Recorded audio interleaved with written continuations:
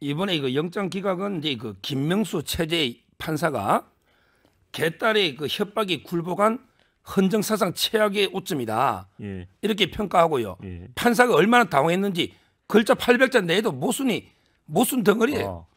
처음에 보세요. 그 위정 교사는 이제 소명이 됐다 했잖아요. 위정 교사가 소명이 대가 그러면 이게 범죄가 위정만 해도 이게 양형 기준표에 4, 5년까지 가는 네. 중죄거든요. 네. 근데 그게 소명이 됐는데 또 이게 증거인멸에 염려가 없다. 이게 말이 안 되잖아요. 위정 교사는. 네. 그다음에 백현동이 더 황당합니다. 백현동은 또 이게 상당한 의심이 간다고 해놨잖아요. 네. 그렇죠? 네. 근데 우리 법에 보면 구속 사유가요. 죄를 저질렀다고 의심할 만한 상당한 의심, 상당한 혐의만 있으면 소명이 된 거예요. 그렇죠. 근데 자기가 상당한 표현을 썼잖아요. 네. 그 표현을 안 써야지. 그러면 이게 이재명 대표가 백현동에 죄를 저질렀을 상당한 의심이 간다. 이 말은 이게 법조문에 하면 상당한 의심만 있으면 구속 사유입니다. 소명. 앞뒤가 안 맞잖아요. 백현동이. 그다음에 마지막으로 쌍방울 있죠. 그거는 이화영은 이재명과 돈을 받았다는 의심받는 공범 수뢰자고요. 돈을 준 사람은 쌍방울 김성태장이에요. 자, 뇌물죄에서 돈을 줬다는 사람이 자백하는데 혐의가 이 사람 진술이 믿을 만한지 안 한지 글자 한 줄 없어요. 그래서 이화영 부지사 은근만 왔다 갔다 노지 김성태장이나 그다음에 안부수나 국정원 직원 한마디도 없잖아요. 돈을 줬다는 사람이 진술하고 있는데 그에 대해서 판단이 없어요. 이게 말이 안 되잖아. 그리고 마지막으로 제일 황당한 거 정치적이라는 게 아니 이재명 대표가 야당의 대표기 때문에 공당의 정당의 현직 대표니까 공적 감시와 비판의 대상이 되니까 증거인멸 없다. 그러면 현직 대통령 윤석열 대통령도 공적 감시하고 비판 대상이 되잖아. 그럼 이게 그보다 높은 사람은 아무리 죄를 지도 제한된다는 거예요. 이게 야당 거대 야당의 대표면 오히려 증거인멸할 염려가 더 많잖아요. 힘이 있으니까 사람 보내서. 근데 오히려 야당의 대표니까 인멸할 염려가 없다. 왜? 공적 감시 대상이 되니까. 그럼 앞으로 이게 뭐 박근혜 대통령, 윤석열 대통령, 재벌 회장들 아무도 구속 안 될 겁니다. 이게 유권 무죄, 무권 유죄예요. 우리 장현지 변호사님 어떻게 보세요? 사실 뭐 서 변호사님이 많은 말씀을 해주셨는데요. 일단 영장 판사는 관련해서 검찰이 내는 기록과 그리고 변호사 측이 냈던 그 모든 기록들을 보고 판단을 합니다. 여기 계신 모두 다 판사만큼 기록을 본 적이 없습니다. 그렇기 때문에 저는 판사가 많은 기록들을 보고 나름대로 법률과 양심에 따른 판단을 했다라고 생각이 들고요. 그리고 지금 말씀 주신 것 중에 위증교사 혐의를 소명됐다라고 봤는데 증거인멸 우려가 없다라고 본 건 모순이다라고 말씀을 주셨는데 언뜻 보면 그럴 수 있지만 그 두 개는 전혀 별개로 봐야 됩니다. 즉 위증교사 혐의가 소명됐다는 건 일단 유무죄를 확정한 건 아니고 다만 영장실질심사에서 그 범죄에 소명을 할 때 그 소명 정도로 봤다는 것인데 위증교사 혐의는 말 그대로 2018년도에 있었던 이재명 대표 관련 재판에서의 위증교사 혐의가 있었는지에 대한 의혹일 뿐입니다. 2018년도에 있었던 일과 그리고 지금 현재 백현동이나 대북송금 의혹과 관련해서 증거인멸 우려가 있다라는 것이 당연히 직접적으로 연결되는 것은 아니고요. 판사는 바로 그 부분을 별개로 판단을 한 것입니다. 위증교사 혐의가 예전에 있었다라는 부분들이 소명된다 하더라도 지금 현재 사건에 대해서 증거인멸을 할 우려가 없다라는 부분은 분명히 인정을 한 것이고요.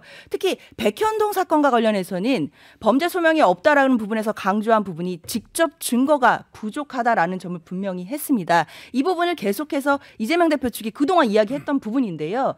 이재명 대표 측에서는 직접적인 물적 증거 하나도 없이 지금 관련자의 진술로만 이재명 대표를 구속하려고 하고 있다. 이런 주장 그동안 많이 했었는데 그 부분을 법원이 받아줬다라고 생각을 해야 될 것 같습니다. 그래서 사실 변호사로서 봤을 때 이번 영장실질심사의 결과는 그 범죄 혐의가 소명됐느냐 이 부분이 굉장히 중요한데 그 부분에서 거의 사실은 이재명 대표의 사실상 완승이다 이렇게 평가할 수 있겠습니다. 완승이다. 우리 문 부대변인 어떻게 보세요? 네, 뭐 어딜 보고 우리 변호사님께서 완승이나 하신지 모르겠는데요. 일단 뭐 전문은 그렇게 길지 않으니까 다들 보셨을 것 같습니다. 이 위증교사 혐의에 대해서는 범죄 혐의가 인정이 됐습니다. 그리고 백현동 개발 비리에 대해서는 상당한 의심이라는 워딩을 썼고요. 대북 송금에 대해서는 다툼의 여지가 있다는 말을 이제 전문에 나왔는데요. 이 백현동 비리 같은 경우에는 인섭이 형이 나랑 친하니까 진상이를 잘 도와줘라는 이런 예전 증언이 있었었습니까?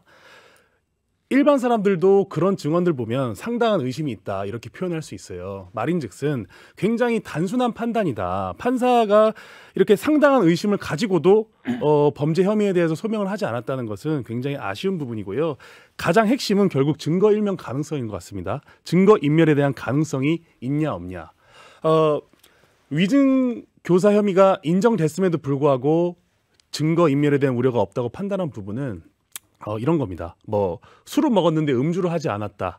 뭐 거짓말을 했는데 허위 사실은 아니다. 이럴 정도로 이제 모순적인 판단인 것인데 저는 이렇게 봅니다.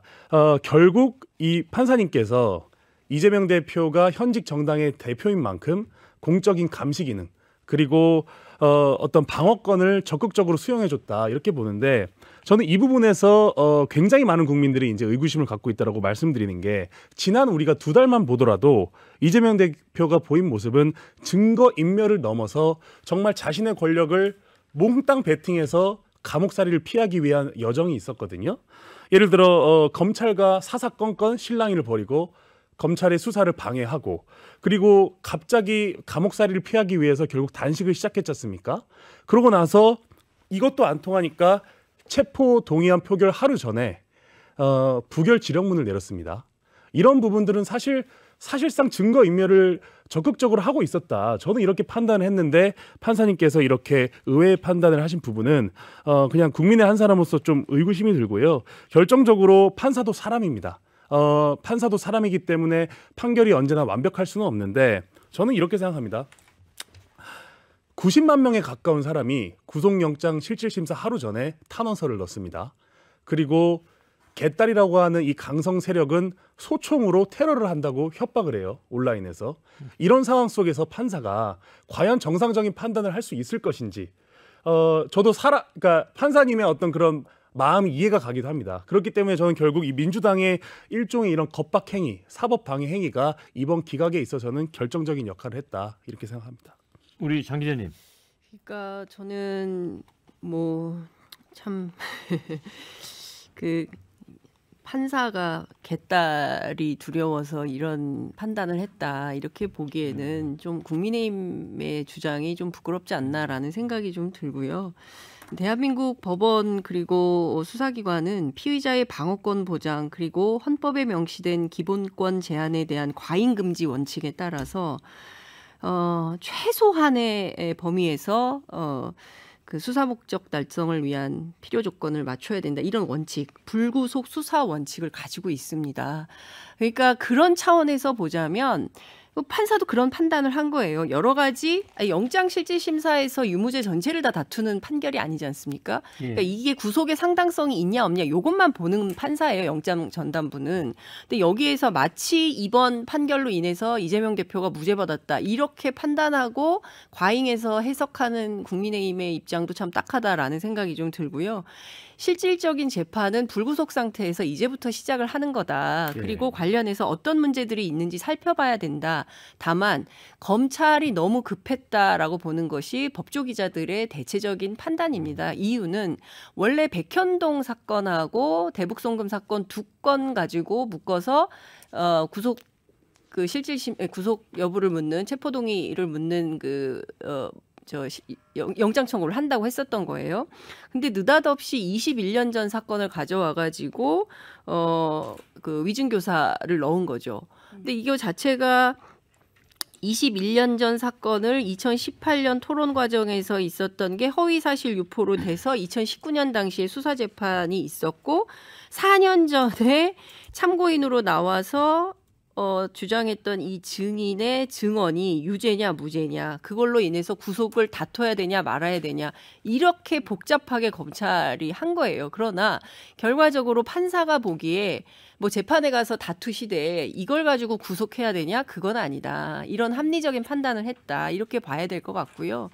저는 김명수 대법원 얘기를 하는데 이미 그분 집에 가셨습니다. 근데 이제 와가지고 김명수 대법원을 얘기를 하면서 마치 김명수 대법원장 시절에 부장판사로 임명됐기 때문에 이분이 이런 판결을 했다라는 것은 억측에 가깝다라고 하고 그다음에 무슨 부결 지령문 얘기하시는데 저는 참 이해가 안 가요.